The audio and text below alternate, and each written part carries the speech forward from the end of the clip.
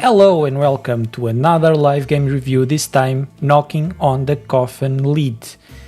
This game is very interesting and I will explain you why in just a second, but before that I promise that I do not bite, and since you are here, really follow the channel for more indie game reviews, sometimes some Nintendo ones.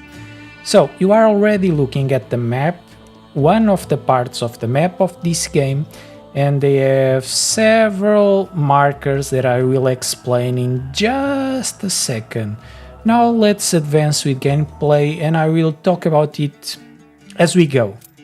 Well, Knocking on the Coffin Lid is a card battler, turn-based, roguelike, deck builder, and usually I do not like this kind of games. They are very mixy and I really most of the times I do not know, because the games, the genres do not mix very well together.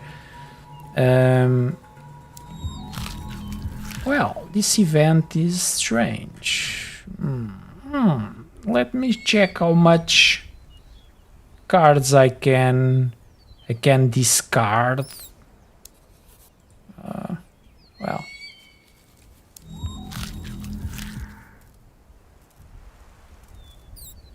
I'm being stupid, but I really like to test these things out. Let's leave. Something that there would be a catch here, I know, but since I want to explain more of this. But this game, the genres, let's go to the review again. The genres mix very well together. The game plays really nice. And about the game, as you can see, the graphical style is very cartoony and the music is very medieval-ish. Deal 5 damage, increase mass by okay, this seems okay. Assault, deal 1 damage to random. Yeah, okay, this seems okay. More? Scaring is triggered by not removed the next time the damage is. This seems fine. More. Next to 2. This seems okay. Skill. Destroy card and ferocious anger management on your turn, draw or random. Deal 4 damage. Is a ferocious card, okay. The medieval style music is very well adapted and suited to the game.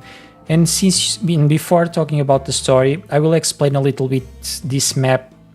Each icon represents something. This represents a battle. This represents a random event that we do not know yet what it is. This box represents a vendor, a treasure, and this one represents a vendor. Let's check the vendor to see what we can get from him, and the trader. We can buy and sell stuff. Let's trade for you to check it out before we go on with the review. We can sell all of our disposable stuff and we can buy something. Let's buy a sword for you to, or a weapon for you to check what we buy, what we can make of it. Let's leave. Yes. Now we can check our equipment. We can equip very many stuff. Many of the equipments have a specialty, and with those we can synergize between everything, and if everything is on par with everything else, we can create very powerful synergies to attack and defend ourselves that will help a lot our gameplay. Let's go to the bulk of the game. This game is very story driven, and the story quests and storylines are the bulk of the game and responsible for all the replay value. We really, this is a treasure. Let's equip the helmet, since it's from the same playstyle. This game we are death at the beginning, and the game, as the name in the game says, starts with someone knocking on the coffin lid, and that someone is a mage, Mortis, that brought us back to life, and with that he sends us on a quest that we never know if it is if it makes us just a pawn or if we are pursuing our own interests. That diet makes us never really know if we are doing a bad action or a good action, or if we are a good character or a bad character. And even after the end of the first playthrough, we do not even know that, even after our first playthrough. Each playthrough has several runs. Now that since we are battling, let's explain the battle. On the bottom there's our cards. Each of one will make us perform an action. On the left there's our deck with our remaining cards. On the right the discard deck where we can draw after we draw everything else. On top of our deck there's our life and the number of moves that we can make. Let's look at our cards. There's nothing that we can really play. This is on the left is it's us, Bjorn, and these are our enemies. On top of them is the action that they will perform, and those are explained, and these are their buffs or debuffs. This is our lives and their speciality. Every one of them will attack us on the next round. Let's try to destroy one of them. 9 and 6 and 4 we have to play every single one of them on this. Oh, why? I can only play it on beast mode. I couldn't even remember who that was. Let's play this one and enter. Now our attacking phase is done. Now is the defensive phase. I have nothing to defend myself. I'll just have to eat all the blows. They can attack with just these melee attacks or some sort of magic. This character turns into a beast, so I will use now this increased power to try to gain another edge over my enemies. So I've done it incorrectly. Can I optimize this? No. I have to...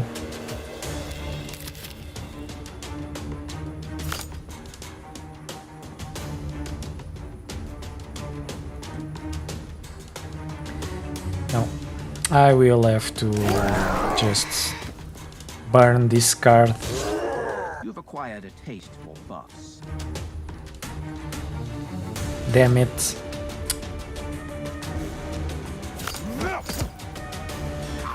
Okay. Let's end our turn. Oh, it will summon. Damn it. I didn't know that they will summon. They could summon. How many? Life 25. It could be worse. And one shield. They have one shield that I have to destroy previously.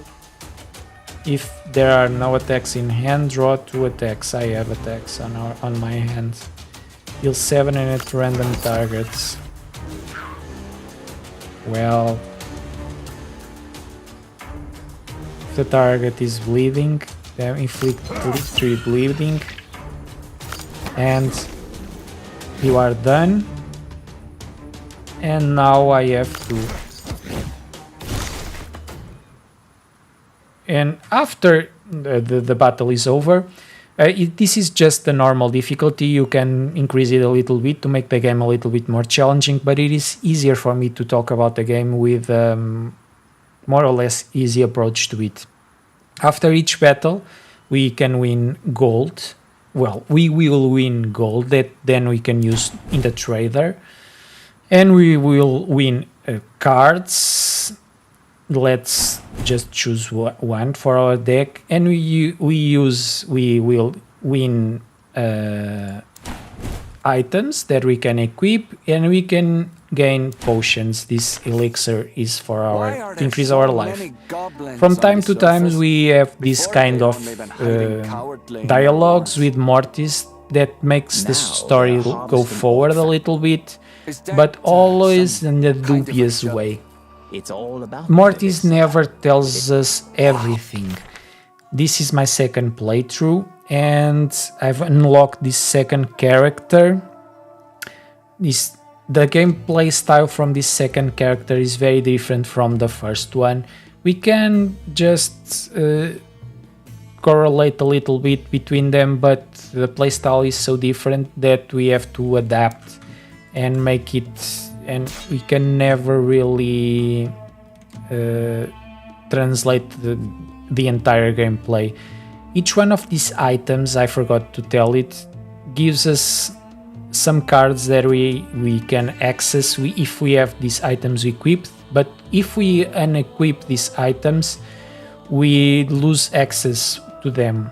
Now I've unequipped the claws of the Crimson Steps, so I've lost access to the Power Strike. This card, I have not access to it anymore. Let's move forward again.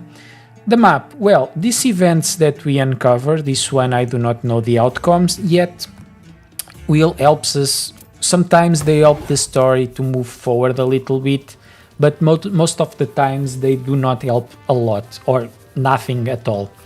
And they can have more than one outcome. Despite on the first try I really missed some of them. Let's kill a giant worm. But I didn't even know that the outcome of each confrontation could be different, but it really can. So let's assault this guy with all my power and might. And I do not have much power and might at this time. Let's keep on attacking because this enemy is quite strong compared to what I have now.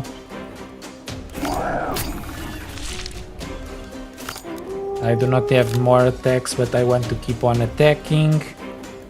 Oh man, 13, well. Barbed Knuckles, I'm losing so much life. This character has such a different playstyle.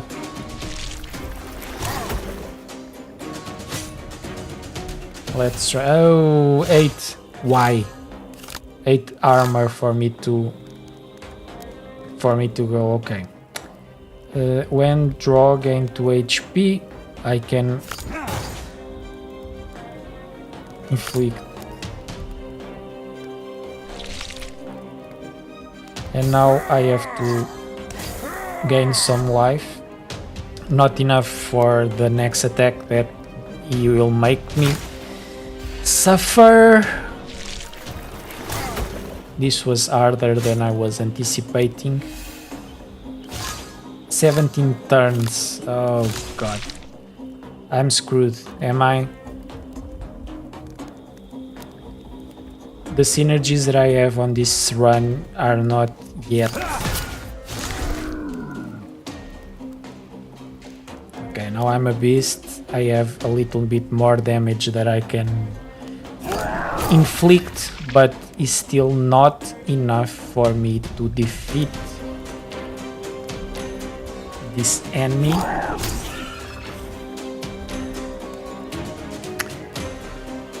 Oof. Burn Beast, Scourge, discard to add a Scourge of Lycan pile. Okay. I do not want to remove it. This encounter is almost lost. And there we are. It's lost. After each death, we return to the beginning as any roguelite. But what we win on this playthrough is mostly knowledge. We will know what we are facing now, because we have uncovered more secrets, more events that will help us on our way. And you are seeing the beginning of a level. Talk, talk, talk. It will help us going forward. Increase maximum HP, upgrade. Let's increase the HP. This guy depends a lot on HP, so let's go.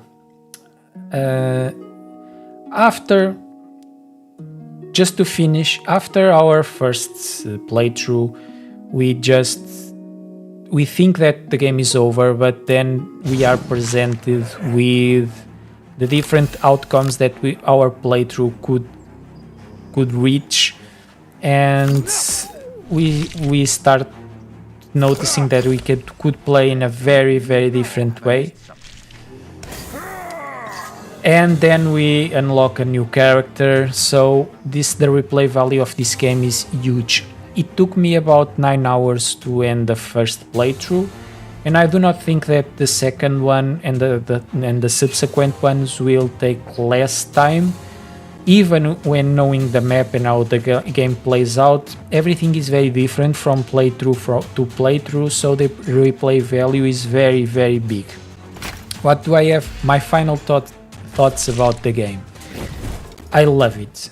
The game is magnificent. It's very creative. It's very addictive. I simply think that it could be very challenging for people that loves the genre, and a good entry point for those like me that do not like the genre a lot and want to get into it. Or this is a good event where we can unlock a companion to help us. Well, but this is the end of the review, and I do not want to tire you guys more with this. So, see you next time, guys. Bye!